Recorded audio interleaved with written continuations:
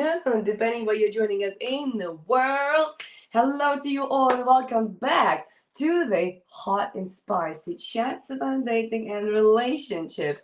Are you ready for the next exciting episode? Because we are. And Cristina, Olga from Australia, and myself, Olga from Leeds, we are here to serve you and to listen to your stories about our topic today. So please contribute, please comment, and please let us know what your thoughts are about our topic. Cristina, would you like to announce our topic today? I know. I am actually, I'm excited to talk about this today because it happens to so many people, and it's very traumatic when it does. It's life changing, isn't? It's altering our whole self. And today we want to talk about why we are experiencing toxic relationships, and please feel free to participate. I would love to know what you have experienced, how long it took you to get out of it. Are you still in one? Let us know what you think about our insights, and what are you willing to really change and do in order to, healthy, fulfilling relationship as well. So, for those of you who are tuning in just now, let us know also where you are tuning from. We'd love to find out where our audience is turning up from, and we love to connect with people from everywhere in the world. Now, let's just start with the first topic, the first thing that comes to mind when it comes to toxic relationships. For me personally, Olga, is actually the lack of understanding between the different differences between sex. So women and men are not the same. They have different needs, different ways of showing up, different responses, different reactions to different stimulus. And because we often, for example, as a woman, we don't understand men, why they're doing what they're doing, why are they showing up the way they show up. Um, it makes it hard to understand. When we don't understand, what do we tend to do? We tend to judge. We create separation, we pull away, we move away, we withhold, because it's not safe. If we don't understand, it's not safe. How are we meant to show up? How are we meant to really deal with this situation if we don't understand it? So what do you think about that, Olga? I agree, Christina, because when we don't understand, we of course go into our default behavior, which not very often is the right behavior. Let's remember that we live our life subconsciously most of the time, right? And our default behavior very often is based on our defense mechanism, is based on our coping mechanism. So when we don't understand something, we go into our coping mechanism. Right, we go Mm. into very often defense, as I mentioned earlier on, but also very often we go into the rejection. If I don't understand you, I'm going to reject you. Right? That's why you Mm. see also so much racism happening in the world. It's because it comes from not understanding. I haven't seen you. I don't know you. I don't know if you're safe. I'm going to reject you. That means I'm going to be aggressive towards you. Right? Because I need to protect Yeah. myself. So at the deepest level, this is what it is about, right? I'm just afraid of you. I am fearful of you. I don't comprehend you, and therefore I will reject you. Right. But the thing is, Mm. very often we end up in those toxic relationships because for us it's also a norm. For us it's also a Mm. norm. How many of us actually grew up in a very healthy relationships within the family? How many of us grew up in a family where there was love, where there was understanding, where there was conversations versus arguments? How many of us grew up in the Oh, families where people spoke about money, rather argued, or had normal conversations versus no conversations at all? Right? How many of us yeah. grew up in families where actually showing love was a norm? I mean, Mm. seriously, in my 15 years of coaching people, I haven't met even one person who would match all of that. I'll be honest with you, Yeah, you're and right. myself including, I didn't even grow up in a healthy family, right? So when we grew up in dysfunctional families, when most of us did, we of course gonna think that is our norm. Yeah, We will I think this is our agree. norm. Yeah. I also think that we just don't, like, people don't have awareness, and I know this was definitely my thing as well, right? We don't have awareness on understanding how we can change it because we don't have awareness to understand what's happening. So we Yes. don't see it. So the only thing we know is like, well, I'm experiencing this, you know, uh, uh, I don't know how to deal with it, and therefore I'm not safe. I'm gonna move away, right? So there is a lot of lack of communication, right? And when I say lack of communication, people talk about this all the time. Oh, he didn't know how to communicate. I don't know how to communicate, or like, but how do we communicate? What really constitutes, what Hmm. really is good communication? Is it just saying words? Is it like how you making me feel? What is a good communication, right? Good communication is really you being able to express in a positive way what you're feeling, what you're experiencing, and what you need from the other person. This is what good communication is. But you know why that doesn't happen? Because you don't have that ability, all right? And often, I know in my marriage, okay, and even now and then I make a boo boo. I focus on what I don't want, Yeah. and I communicate to my partner, I don't want you to do this anymore. Why do you keep doing this all the time? How is that communicating effectively? What is that actually communicating to that person? What they can do about with that piece of information? There's nothing you can do with it, right? So when we blame the others for not communicating, we also have to keep ourselves responsible for not communicating well either, because if we will have communicated well, the other person has the opportunity to understand us, and if they understand us, therefore they feel safe to express and continue to talk. 100%. You are spot on, Christina. You are saying so much truth there. And you are right. People talk in their relationships and yet they don't talk. Right? I had a client, I still have her, we still work with her, but she was struggling to tell her husband for 2 months that she's working with me. For 2 months, she was Mm. hiding from her husband that she's working with me. Not hiding that she's cheating, she's not. Not hiding that she's doing something wrong, no, she's not. Right? She's hiding from her husband that she's working with me because she was afraid that he will abandon her. Because she was afraid that he will Oh, reject her. yes. Right? And let's not forget when it comes to communication, why we struggle to even notice that we are in a toxic relationships, because sometimes we are thinking this relationship is better than a no relationship. Right? We're so afraid of being lonely, we're so Yep. afraid of being abandoned that we think I'd rather be in a toxic relationship, because also, is it really that toxic? We don't even see that. Only when we are out of toxic relationship, then we're able to say, I was in a toxic relationship. Because also, Yeah. toxic relationship doesn't happen overnight. It doesn't happen overnight. You are starting seeing each other, then one of you start to control over each other.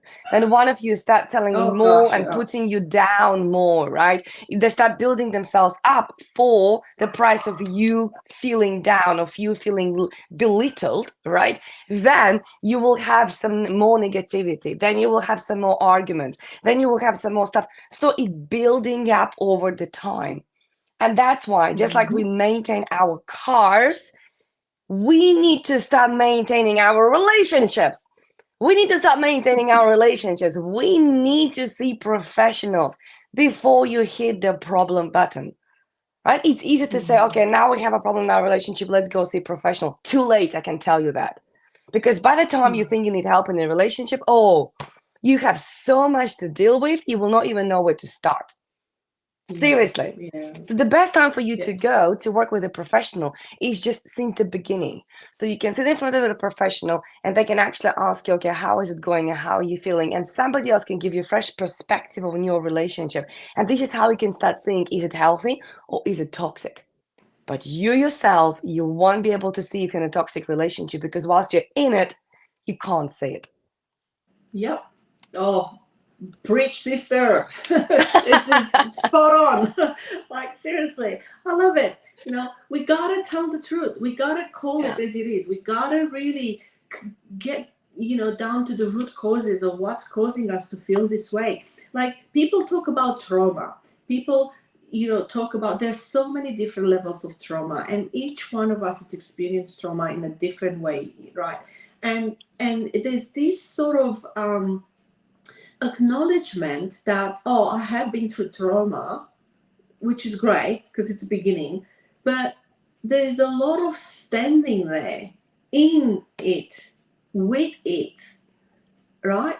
Because we don't know exactly how to, and sometimes even if we want to let go of the trauma, even if we want to, we have secondary gain, which means, for example, forgiveness of others that have done us wrong, parents, siblings, past, lovers or husbands or boyfriends or whatever way you want to call them.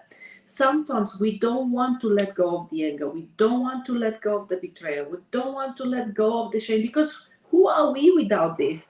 And not just that, but also it's almost like if I am angry at them, I get validation for what has happened to me, right? But hold on a second. What does it cost you to hold on to that anger? What does it cost you to leave, without trust? Like, this is my favorite, right? Oh, gosh, I could talk for hours. Go on, Cristina. Like, tell us. I don't trust men because Oh, because you have had a lot of reasons. I'm touching a chord there, right? Because I have had, right? I can't trust men because they have done, or women for that matter. Okay, Yeah. like, it's not just one way. Yeah. But because I work with more women, obviously that's coming up more. But I don't trust men, or I don't trust women. So I'm not going to be in a relationship. So, okay, do you want to be in a relationship? Yes, but I can't trust anyone, so I'm not going to go into one. Well, what's another way of dealing with this? Another way of dealing with this is, for me, I am responsible to learn how to trust again. I don't have to find the person that's going to help me trust, because that's outside ourselves. I have to build the trust. Me, I'm responsible. I'm responsible for understanding what trust means to me, because what trust means to me compared to what trust means to you, it's very different. So how is the other person going to, if you already lack trust, you're not going to learn it through someone else. You're going to learn by yourself to trust, and if you don't trust, how are you going to build a healthy relationship? It's impossible. It's impossible to build a healthy relationship if you don't build trust. So I'm saying, okay, take the time to build trust, but what are you specifically doing? Because if you are trying to build trust with the same knowledge, awareness, right, and all this trauma that, this relationship has caused you, especially if you have been in an abusive relationship, financially, emotionally, or violence, which, by the way, we're going to talk about that next time too, right? So if you have been there, it's not someone else, this perfect imaginary person that has to come into your life, and because they're so perfect and divine, they're just going to help you trust. No, you've got to do the work. You got to trust yourself. Oh, so spot on. I see your passion there. I see your passion. And you're spot on, Cristina. You're so absolutely spot on. My most hated phrase is when people say, well, people have to earn trust with me. Like, no, sunshine. People got to do nothing with you, right? There's no such a thing as earning trust with you. Who do you think you are that you're making people to earn trust with you? You are the control freak person. You are the one who is not trusting even yourself. Because here's the point. You can't trust others if you don't trust yourself. Okay? And I can guarantee you, no matter what relationships you were in, okay, if you blame other people because they broke your trust, that's because you did not trust yourself or your intuition about them. And now you feel you can't trust man or woman. Nonsense. absolute nonsense. You got to learn how to trust yourself, your intuition, your gut feeling, if you wish, your logic, if you wish, but you got to learn how to trust yourself. And then you will be able to trust others. But if you don't trust yourself yet, you can't trust others. And nobody out there is supposed to earn the trust with you. Who are you to demand that? It's the birthright of everybody to be trusted. If they broke their trust, yes, now they probably have to prove they can be trusted again. But it's their birthright to be trusted, just like it's your birthright to be trusted. And it's interesting when you flip it and you ask, okay, so do you like to prove yourself that you're trusted? And they're like, Oh, wow, yes. why? Well, because you can't have double standards, sunshine. You can't. If you want other people to prove you can trust them, that means you got to work hard to prove yourself. They don't like it then. They're like, oh, Mm. I guess. I guess, right? Now, this conversation might be a bit triggering for some of you, and that's Mm. okay, all right? Because if it triggers you, let's have a conversation and see, let's talk about that trigger. Let's see why it's triggering you. Let's see, how we can solve that for you, because that trigger is not just with us, we'll come up with someone else too. And, ultimately, please understand, we don't want to invalidate what has happened to you or your experience. We're here to really just, say how it is. Because unless we are real, unless we are honest with ourselves and own how we are contributing to a situation, we can't change it. The control is always elsewhere, not in us. And it's not true. We have so much more control. It might not always be the outcome that we want. It might not always work in a specific way, but there's so many other ways to resolve one problem.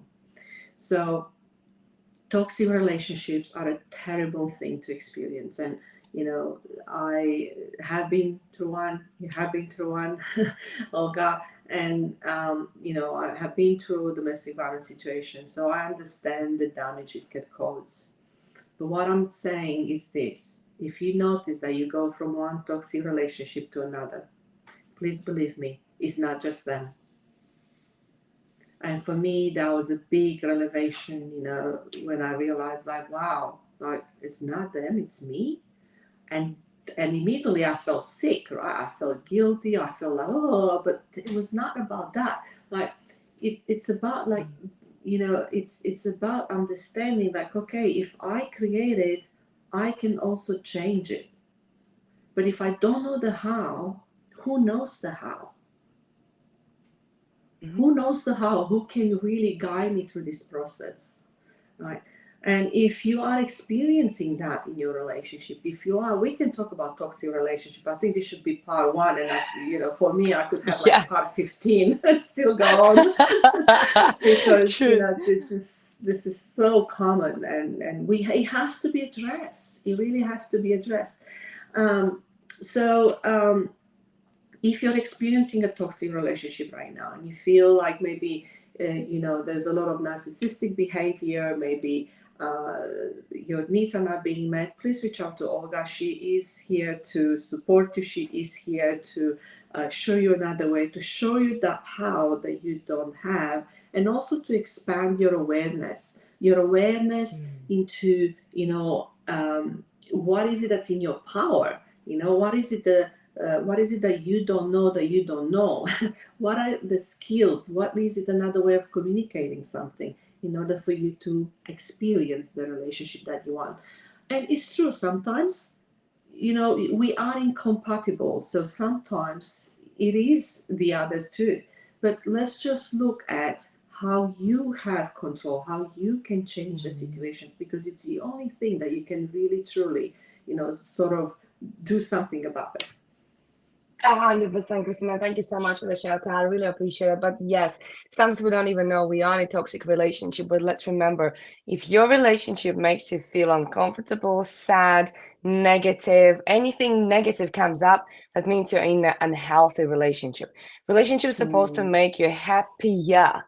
Okay, you got to go happy in a relationship, so to be even happier in that relationship. But if you feel worse in a relationship versus how you felt before, then the chances are you want a toxic relationship, right? And if you're one of those ladies who right now just literally came out of the relationship and you're thinking, whoa, I think that was a toxic one, or that was an unhealthy one, or it just was a wrong relationship, and you're thinking, I really would like to be in a relationship because let's admit it, we're all are craving love, right? So if you would like to be in a relationship and you don't understand why you can't attract the right man, you don't understand why you end up being in the wrong relationship, look at this lady on the screen.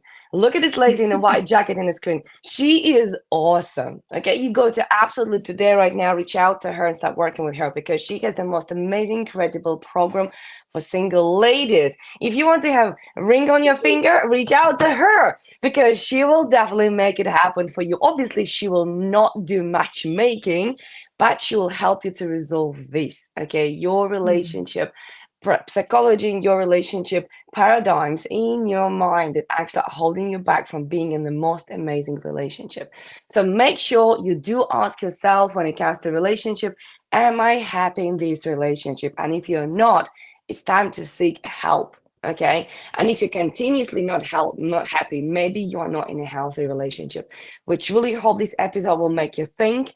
Please drop your stories, please drop your opinions, please drop your thoughts. As Cristina said, we're not trying to trigger you, but if you are triggered, take it as a beautiful sign from the universe. There's something to work on. There's something to Yes. work on. Okay, as simple as that. So thank you so much for joining us today, Cristina. Thank you so much for doing this again. It was beautiful discussion. I'm looking forward to speak to you next Thursday again. Absolutely, 100%. Thank you all for being here, and don't forget to book a call. You're going to find the links right in the comments. So do